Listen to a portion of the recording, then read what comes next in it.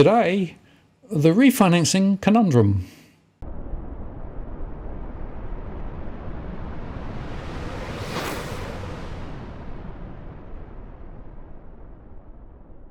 Hello again, it's Martin North from Digital Finance Analytics, where I notice posts covering finance and property news with a distinctively Australian flavour.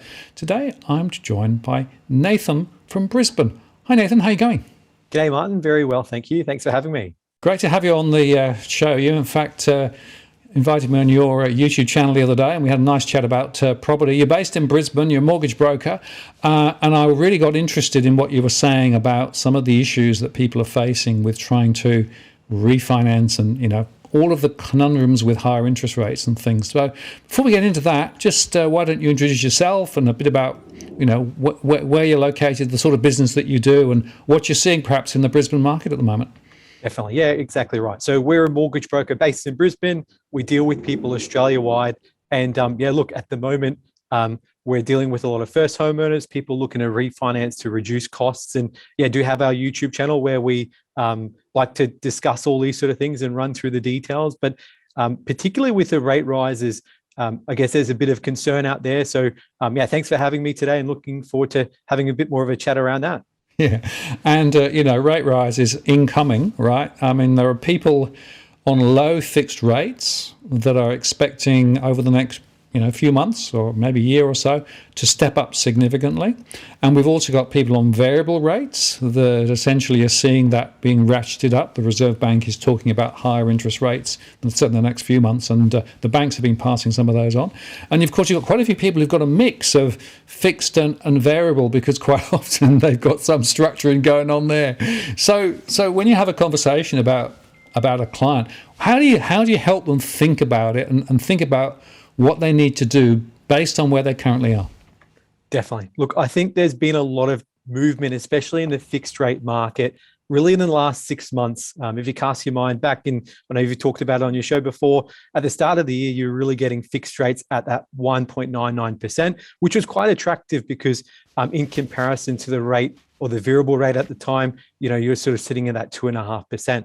Now, we're looking at fixed rates 4.5%. 4.7%. Your variable rates are still sitting in that two high twos. So I guess that increase in rate, they're talking about another 4 rate rises this year, another 2 early next year. We're talking potentially cash rate up to that 2.1, 2.3 mark. We're at 0.85% at the moment. You're kind of starting to see that fixed rate is factoring in those rate rises, and consumers are starting to really ask themselves if it does make sense to fix just for that peace of mind. I think fixed definitely makes sense for those young households that might have a family that really wants stability in their budgeting and understanding what their repayments are for the next 24 months. But we have seen a shift for some that are actually questioning if the fixed rate makes sense anymore. And it's just worth saying, of course, the fixed rate is essentially priced off what's called the yield curve, which is effectively the forward expectation of future rates. So in a way, it's not surprising that fixed rates have now moved significantly higher, because the expectation is that all rates are going higher. So it seems to me that the only reason you would probably want to go fixed now is if you absolutely needed the insurance that things are not going to move further. But you'd probably be paying a reasonable amount for that insurance, as it were, at the moment. That's right. Yeah, I think, you are paying that extra cost up front. In the event that rates do continue to go up and you're needing that sort of real peace of mind, fixed is making a lot of sense. Some people opt to go for part of their loan fixed and part of their loan variable, so they're hedging both ways. So it really depends on the customer and their situation and what outcomes they're trying to get out of it. Yeah, and to what extent is it critical for households to have some sort of cash flow, some sort of sense of, what's the money doing? How is it coming in? Is it going out? How much is available? Because I find that quite often in some of my generic conversations, I don't give specific financial advice, but my general conversations, quite a few people really don't have a very good handle on how their finances are behaving. So I guess the key is to eliminate monthly expenses. So you might be asking, how do you actually do that? Number one, we've talked about it before, it's having a budget. So what does that look like? Well, it's about looking at small Incremental changes, it's looking at your reference group, it's looking at used rather than new, and looking at ways that you can have lower cost experiences rather than high costs. So let's break each down and go into them in a little bit more detail and what they actually look like. So starting off from the top, when you're looking at a budget, you've got to be willing to self-analyze and correct course accordingly. So how do you do that? Well, I guess the first thing is doing a bit of a self-audit. There's plenty of websites and tools you can use. You've got the Money Smart tool. Jump on that. It's a government tool that you can use absolutely free. There's a tool I use, which is called You Need a Budget. It's an actual application. You pay, I think it's $9 a month or something like that, but you download your bank statements. You can go through each line item and see where you're spending your money. I think when I started doing YNAB or You Need a Budget, I was actually surprised at my spending. I remember there was one month I was analyzing everything and I went, hang on a minute, I've been to Nando's a number of times this month. That's $50 a month that I don't necessarily need to be spending. So I think the first step is be willing to self-analyze and just review what you're spending. Just understand what you're doing before you do anything else. The second is to look at small incremental changes. So I often think of this like going to the gym or going on a diet. Yes, you can go to the gym and try and do 100 push-ups in one day, but then you're knackered and you never want to go back. Same with going on a diet. You can go on a diet, stop eating for a week, and you feel pretty shitty and you don't really want to do it anymore. So I think that's the same that goes with budgeting. Small incremental changes that you can stick to. An easy example of this is, let's say you're spending money on Uber Eats and you recognize that through your analysis. Well, an incremental change might be, instead of doing Uber Eats 3 times this week, I'm only going to do it once as a special treat. So look at those small incremental changes you can go for. The other option, as I said, we talked about small incremental changes, reference group, used rather than brand new, low cost experiences. Let's look at reference group. So what I mean by that is, I had a client recently who his reference group was a bunch of mates that go to the pub each Saturday, have a bit of sports bet, get on the pints and have a good time. And he was saying that would cost them about $300 a week. When we looked at it, that actually equated to 24% of his net income per month going towards these Saturday night benders. We had a chat and sort of said, well, is there any other ways or any other hobbies you can do that are going to be cost effective instead of this hobby, which was costing him 24% of his income? He got into marathon racing. So what that meant was, because the marathons and the training was early in the morning on Sunday mornings and Saturday mornings, he couldn't no longer go out at night, and he was able to cut that 24% cost and ongoing expense due to his hobby and his reference group, just by changing the reference groups and people who he was hanging around with. So one thing to keep in mind is review your reference group in ways that you might be able to do hobbies that are less costly than ones that are quite costly. The next one is looking at used rather than brand new. You'd be surprised at how many things are on Facebook Marketplace nowadays. I got into camping recently because it's a cheap thing to do on the weekend. So for example, if you go to Anaconda or BCF or any of those places, a brand new tent might cost you $700. You jump on Facebook Marketplace and there's a bunch of used items that are like new for a fraction of the price. So where possible, look at used versus new, and sell what you don't use. So if you were into camping and you're no longer into it, get those items on Facebook Marketplace and sell them. So you'd be surprised at how much that can go towards your monthly expenditure and reducing those costs.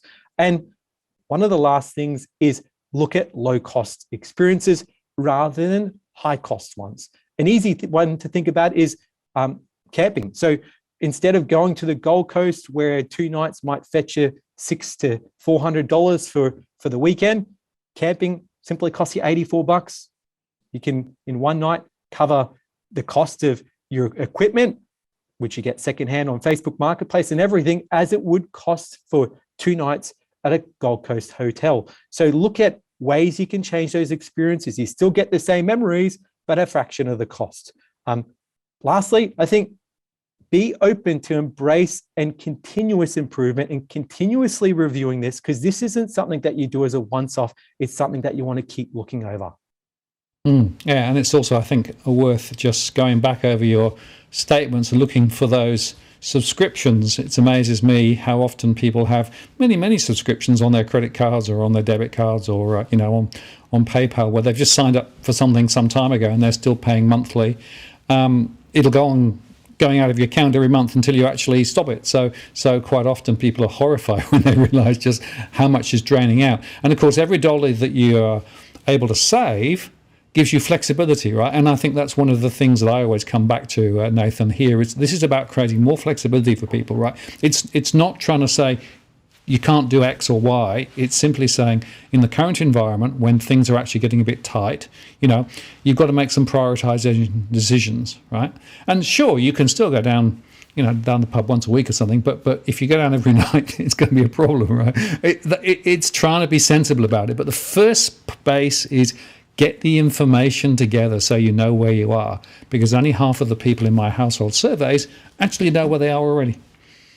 100%. I think it's key to work together. If you've got a partner, for you guys to sit down together and look at it together. I think going back to your point there are some banks that actually, I know UBank being one of them, have sophisticated software where you can get your bank feeds fed into their application and it will pick up and remind you of reoccurring direct debits. And things like gym memberships that you've never used, that's always a good reminder that actually I don't need this. So I think that's a key. Another one to think about is shopping around. So simple things like groceries. We've seen the costs of groceries go through the roof recently. The Woolworths and the Coles, they've got the market shares, but they're not necessarily always the lowest cost.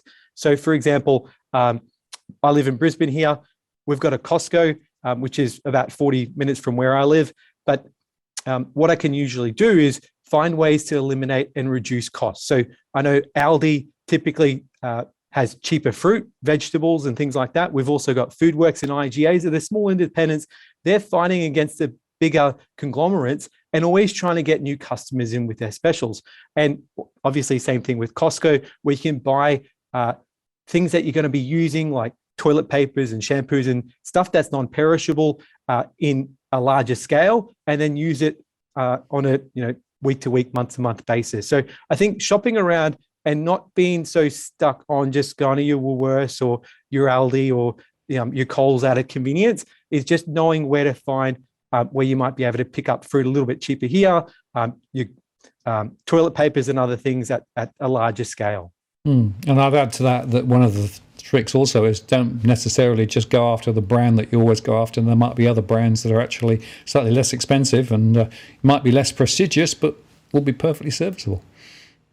Definitely. And I think adding to that point of shopping around, even with your electricity providers. So for example, I know I was with AGL recently and I've got solar, and at the end of my 12-month contract, they tried to cut my solar tariff by about 1/3 of what I was being paid. And then they incrementally increased my electricity costs. What I realized was that solar credit meant that I really wasn't going to be getting anything back in return for that.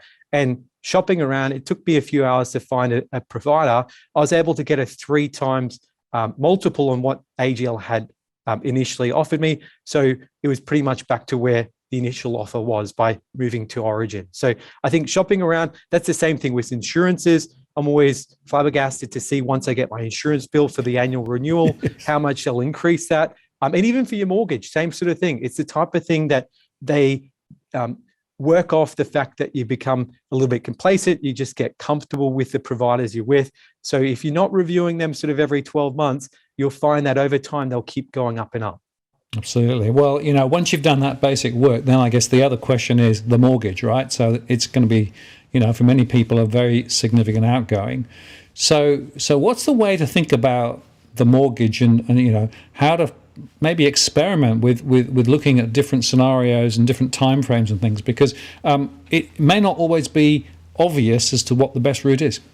Definitely. And I might go to the screen sharing now there, Martin. So if we think of this example here where you've got a $500,000 loan, you've had the mortgage for 8 years, so you're 22 years left, and you're paying an interest rate of 3.8% variable at the moment, which is on the higher side of things in the market.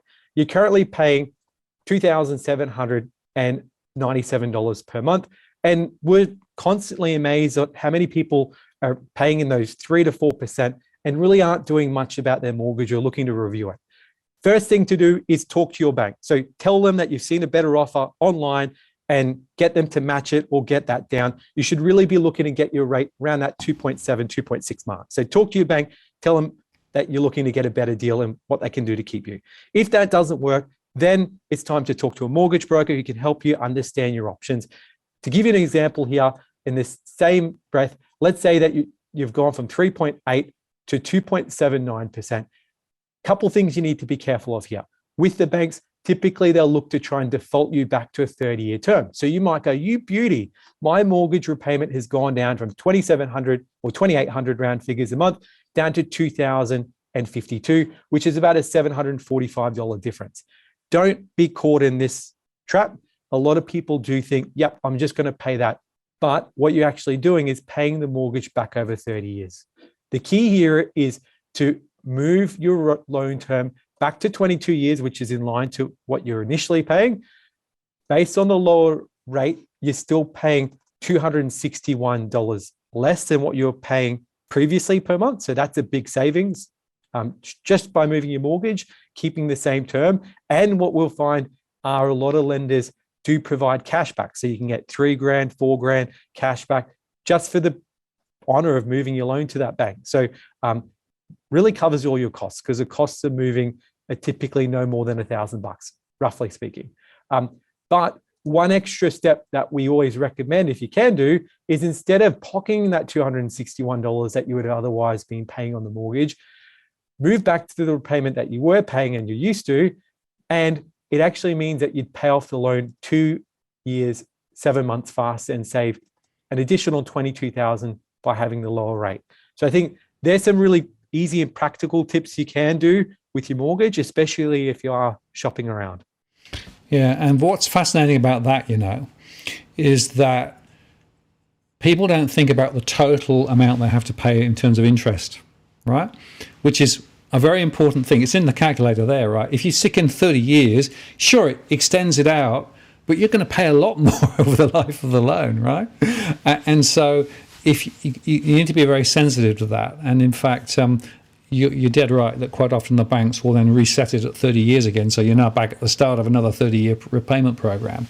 And the other point is, it is also quite interesting to know when you can make extra repayments, right? Because there are also some loans where you can throw in additional money if you come across it later, and you can sort of reduce your payments further. And when I was years and years ago in banking, I always used to say to people, pay your loan off as fast as you can.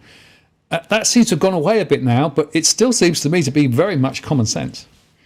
Yeah, 100%. Couldn't agree with you more there, Martin. And look, I'm a mortgage broker. So one of the things, and I strongly agree with you there, is understanding that over leveraging is a devil. So I think a couple things from a household point of view is that the banks will throw money at you. And a lot of times I've got some customers that say, hey, Nathan, I want to borrow way more than what the banks is telling me. And then I've got other clients in the same situation that are saying, no, the bank's telling me I can lend too much. I don't want that much. So I think you've got to understand your budget and understand that, you don't want to get in a position where you're over leveraged.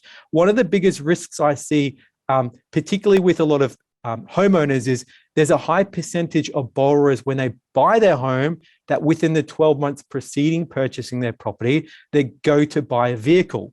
So what we do know is vehicle finance is a lot less stricter than getting a mortgage. When a bank goes through a mortgage application, they're assessing your income, they're doing stress tests, they're looking at everything like that. When you go to a dealer, particularly you're at a car dealer, they'll throw money at you. Their checks are way less scrutinized. They pretty much just tick things off and say, off you go. So going back in the same example, if you do go to get a vehicle, a lot of the times the car dealers will just ask you how much you're willing to pay per week. So once again, on a $30,000 loan over a 5-year term, if you tell them you want to pay $150 a week, they'll just make your rate 11% and they pocket the difference. Now, that doesn't happen for mortgages. The banks don't operate like that. But for vehicle finance, and particularly with the car dealers, a lot of the times they'll give you the car for nothing because they can make the margin on the finance. So same thing again, if you tell them what you're willing to pay, $108 a week, well, they'll make the rate whatever it works out to be. And also play with the term. So instead of giving you a shorter term, which is what we'd like to see, where you're paying it off a lot quicker, usually they'll try and expand it out and bring that interest rate up. So if you are thinking of getting a vehicle, you might have some equity in your property. There are ways you can release equity from your mortgage. Same thing like we talked about earlier, Martin. You've got to be careful not to pay this over 30 years. So if you are releasing equity on your mortgage, paying it off over the same term, you'll get the same interest rate as you would get a mortgage, 2.79. You can see there that the repayments are about $25, $26 difference a month, rather than paying it off over a longer term. As we can see here, if you paid it off over 30 years and you made those additional repayments, you'll pay it off over the same time, but you certainly don't want to be going over a 30-year period, because the car dealer loan will mean that you pay less interest over the term. So $42,000 of interest over 5 years versus $44,000 of interest. So paying it off over 30 years is just as bad. So in that situation whereby you do release equity, you'd want to set it up as a separate loan that's outside of the mortgage, so you can continue to pay that off over a shorter time frame. And that's a very important message too, right? Because I've seen a number of people pull money directly out of their mortgage, but still sitting in their mortgage at mortgage term, right? Yes. Whereas what you're saying is if you actually construct it as a separate loan on a separate basis, you can still get the benefit, but you don't actually incur the penalty of very significant interest over a long period of time. 100%. No, 100%. Yeah. So I think that's one thing to think about, is making sure you structure it correctly, and also being careful, because the banks and even some brokers will potentially reset that term to 30 years. So bringing it down on the current term that you're paying, or the desired term you like, means that you're on track to pay it off over a decent period of time. And one other question I've got for you, Nathan, is when a bank says, sure, you can afford that amount, right? This loan, that amount, these monthly repayments. Some people then take that as gospel. Well, if the bank says that I can afford it, then I must be able to afford it. It is a bit more complicated than that, isn't it? You need to do a little bit of your own thinking, as well as just saying, well, the bank said I can have it, so I must be able to afford it. Definitely. And I think it's difficult for the bank or even brokers to give you that answer on what you can and can't afford, because the banks have a bunch of different criteria that they meet. And as long as you're meeting that, they'll give you the money. You've got to have a sort of think about and have room for error. You need to think of everything that could go wrong, and even something that crazy enough that might not happen, but you need to be prepared for. I'll give you an example. And the best example I have for this is World War II. This is where the Battle of Stalingrad really had a huge impact by field mice. For the Germans, it unsuspectingly began when a proportion of their tanks actually refused to start, while others, they actually started but would shut off. So as it turned out, the culprits were simple field mice, which actually lived in straws, and that's what they used to cover the tank division whilst they were waiting to be used in battle. They actually chewed through the electrical wiring. So as a result, at the most critical time, these tanks weren't actually being able to use. So out of 100 tanks, they could only use 30. So I guess the key here is plan for your plan, not going to plan. Martin, I know you talked about it the other day, where a lot of home buyers went into the market recently, understanding that Philip Lowe's remarks saying that the Reserve Bank wasn't going to change rates until 2024. A lot of budgets were worked out on the fact that rates would remain ultra low for a long period of time. This is an example of the plan not going to plan, and being able to put yourself in a position where you're not relying on single points to potentially get you out of failure. So yeah, definitely something to think about there. Absolutely. Well, quite often people go in on the positive assumption that everything's going to land perfectly. They're going to get that pay rise. Rates are going to stay low. The banks, of course, are always going to be conservative, so we've got some wriggle room there, et cetera, et cetera. But the truth is, you've got to own the decision, right? You can't blame the RBA, nor can you blame the bank. At the end of the day, it's the people who take the loan out and sign those documents, sign their life away, that actually have to take the responsibility. So it is really important to do that due diligence and to make sure that you are comfortable. As you say, expect the unexpected, plan for the unexpected. It may never happen, But if it does, then at least you've got some wriggle room, because I do see some people, unfortunately, now being trapped by these higher rates, and they really just never dreamed that this could actually happen to them. And the other point I see quite often is that people start to get into difficulty, and then they take decisions that aren't necessarily smart ones, like grabbing credit cards and those sorts of things, or grabbing more expensive loans to try and get through. So it's really important to go in with your eyes open, but also know where you are on the way through. Keep that budget going so you know where you are, so that effectively if things do change, then you can make good decisions on the way through. Because the point you made earlier on about a budget isn't a set and forget, right? This is a continuous process right the way through. And again, that's a discipline that I think many people really struggle with. 100%. And I think it's being able to work within your sphere of influence. So you can't control whether rates go up or down. You can't control, it's pretty hard to control whether you get a pay rise. So in your sphere of control is really how much you spend. And spending less than you did last month means you'll have more left over than the month before. It's pretty simple. And that's how we like to think of finances, is thinking of it as the most simplest form possible. And I guess a fast way to feel rich is spending money on nice things. I guess to be financially free, though, is to think about it that spend money what you have and don't spend what you don't have. And that's where we see people get in trouble, where they're actually spending money on really nice things and they get themselves in a bit of trouble. We're in an economy which is all about consumption, and that appetite for more is never really quenched. Joseph Heller, who's actually a widely successful author, had actually said it very eloquently. He said at a party that was hosted by a billionaire hedge fund, he was actually asked by one of the attendants who made reference to Joseph, saying that the billionaire host made more in one day as a hedge fund owner than the wildly popular novel that Joseph wrote that sold millions over the course of the book's history. So Joseph actually said something that was so powerful. He rebutted that, yes, but I have something that the billionaire will never have, which is enough. And I think that's something that summarizes this up probably so perfectly, that I think it's all about how you spend your money and what really is your needs versus your wants. Yeah, absolutely right. And, the final message, I guess, is you can get this under control if you take the right steps and do the right things, right? And it's never too late to start. That's the other point. I remember speaking to somebody some time ago who said, look, I'm in such deep difficulty, I don't want to look at this. I just want to sort of put it away and forget about it. Actually, it's the very last thing that is going to get worse rather than better, right? So wherever you are in that journey, wherever you are in the cycle, it's never too late to start getting this discipline in place and start beginning to think about budgets and cash flows and costs of mortgages and those sorts of things. So this is a really, really important conversation, Nathan. I really thank you for taking us through that today. If people would like to know more about you and your channel, where do they go? Definitely. Visit us at huntergalloway.com.au, or they can search Mortgage Broker Brisbane, Hunter Galloway on YouTube. And yeah, we'd definitely love to help, or give us a call at 1300 08065. And thank you very much, Martin, for having us today.